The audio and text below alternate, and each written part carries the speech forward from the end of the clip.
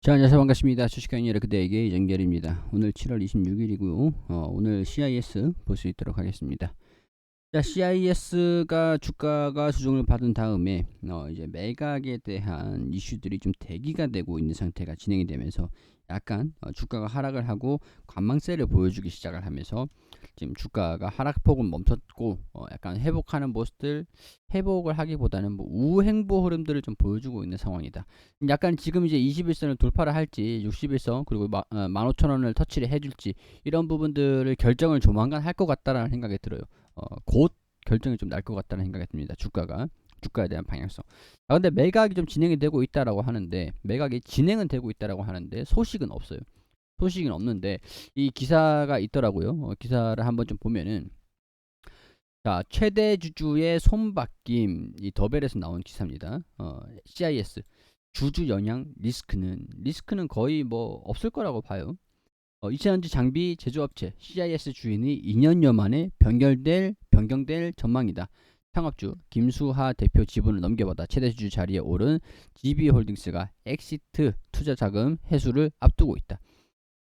CIS 같은 경우에서도 여기에서 매각을 하는 거에서 자금을 확보를 하는 거에서 어떻게 진행이 되고 있는지 전달을 받아서 공시를 해야 되기 때문에 최종 결정이 되지 않는 이상은 이게 의무공시라고 볼 수는 없습니다. 의무적으로 얘기해 줄 필요는 없어요. 그렇기 때문에 좀 요구가 있었죠. 거래소에서 요구를 한 거에서 대답을 하기로 확인하고 있으나 3개월 내에 재공시하겠다. 이런 얘기들이 이런 얘기를 했던 적이 있었습니다. 3개월 내로 매각 추진 기사에 대한 해변 공시를 아직까지 지분 매각에 포함한 다양한 전략적 방안을 검토 중이긴 할 것 같은데 구체적으로 결정되거나 확정된 사실은 없다라는 답변을 최대 주주로부터 받았습니다. 받았다. 얘네들이 얘기를 해주고 결정이 돼야 얘네들도 공시를 발표를 하겠다. 뭐 이런 얘기들이겠죠. CIS의 최근 1년간 평균 주가로만 보면은 당초 투자 금액 대비 3배가 넘는 투자 수익을 거둘 수 있을 것으로 보인다. 3배가 넘는 수익. 여기서 금액이 좀 얼마가 될까? 그게 좀 중요할 것 같은데 김수하 대표가 물러날 가능성을 배제할 수 없는 상황이다. 근데 뭐 여기에서 김수하 대표 이분이 M&A 이후에 물러난다고 하더라도 LG 에너지 솔루션 만약에 포스코가 되다든가 대형 계열사로 되면서 사장이 바뀌게 되면은 관련 인물로 채워줄 수가 있는 상황들이니까 이거는 뭐 크게 걱정할 건 아니라고 봐요. 기업 입장에서는 오히려 계열사가 되면서 시너지를 낸다라고 해서 실적이 더 증가가 된다라고 하면은 오히려 더 좋은 상황들이죠. 관련 인사 변경을 하는 게 대기업이라고 한다면 그게 맞는 거니까. 자, 여기서 경영권을 포함한 가격이거든요. 프리미엄이 경영권을 포함한 가격일 거예요. 그렇기 때문에 예를 들어서 GB홀딩스 이 회사 같은 경우에서는 투자금을 회수를 한다라고 합니다. 그러니까 이거는 재무적인 투자자들, 뭐 사모펀드라든가 그런 펀드 쪽 자금이라든가 뭐 그런 자금이 되겠죠. 경영권에 참고할 수 있는 경영권을 참여를 할 수 있는 자금은 이긴 하지만 참여를 할 수 있는 자금이긴 하지만 이 경영권을 매각 후에도 현 경영 체제를 당분간 유지를 하면서 이 김수하 대표가 경영을 하고 있었다. 근데 이게 예를 들어서 뭐 현대차한테 이거는 전혀 그게 아니지만 LS라든가 포스코라든가 그런 쪽으로 간다라고 하면 관련 인사들이 들어가면서 더 적합한 전문 경영인이 있겠죠. 그런 경영인으로 경영권이 물러질 수도 있다.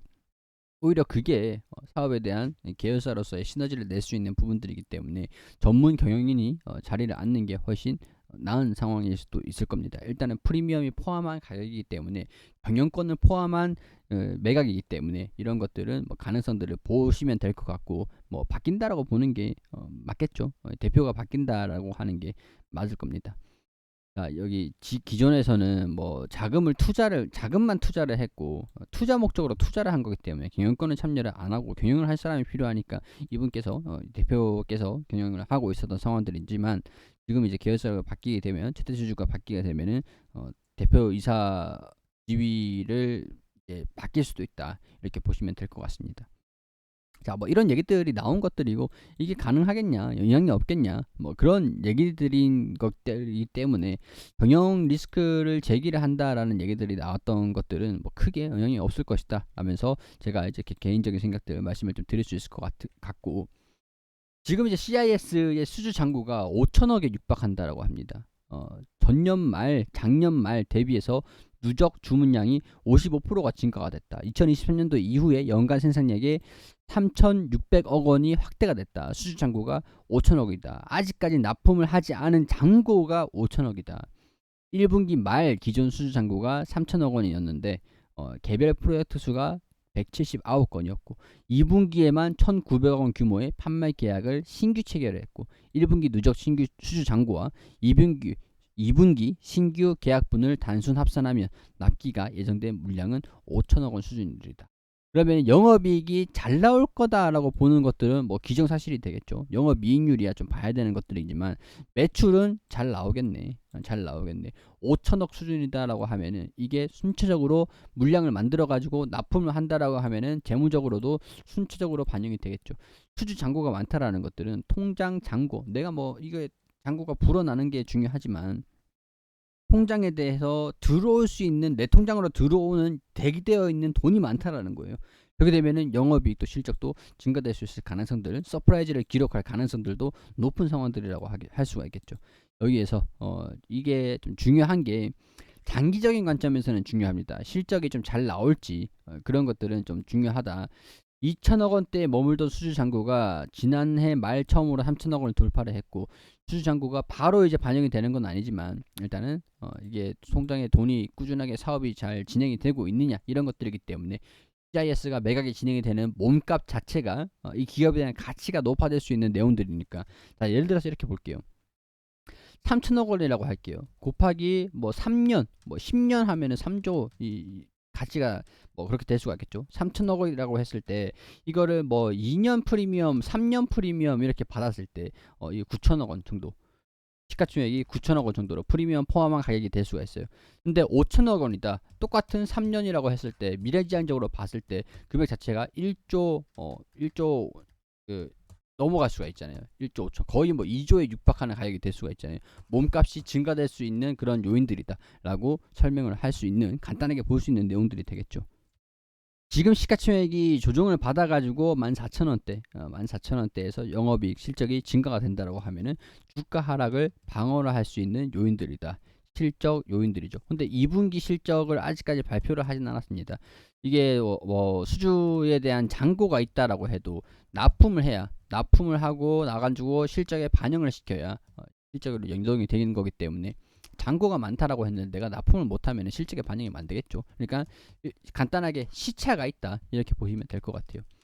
자, 매각이 얼마가 되느냐, 이 기업에 대한 가치가 3천억으로 봤을 때 1조, 그리고 적정 주가가 이 주식수를 나눴을 때 뭐 18,000원 수준 한번 반영이 됐습니다. 이 기업에 대한 가치가 적정 주가가 얼마냐, 프리미엄을 포함한 적정 주가가 얼마냐, 성장성보다 지금 당장의 주가 가치가, 이 기업에 대한 가치가 얼마냐, 호가가 얼마냐, 이런 것들이 18,000원으로 한번 반영이 됐기 때문에 조정을 받았고, 이게 나중에 영업이익이 증가가 되면서 실적적인 이 기업에 대한 가치가 증가가 된다. 그럼 꾸준하게 3년, 4년 이후에는 주가가 올라갈 것이다.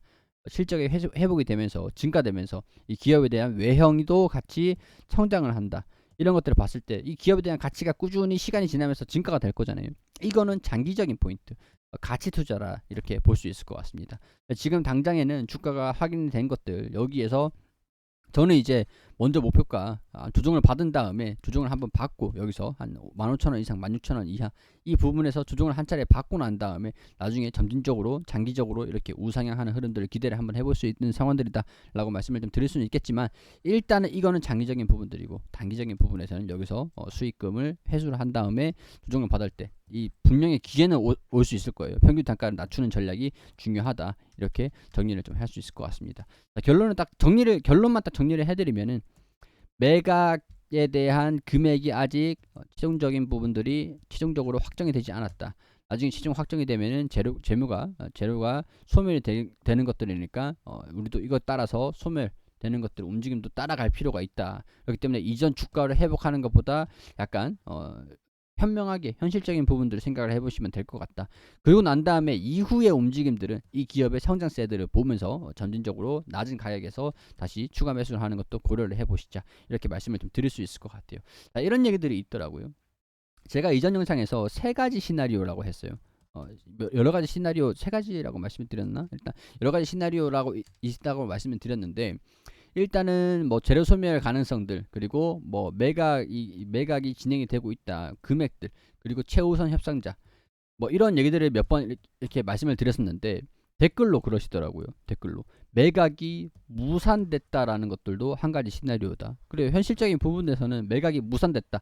너무 높은 금액을 제시를 한다던가 이 기업에 대한 가치를 너무 높게 산정을 해서 높은 금액을 한다던가 아니면은 뭐 너무 과도한 경쟁 여러 가지 요인들이 있겠죠.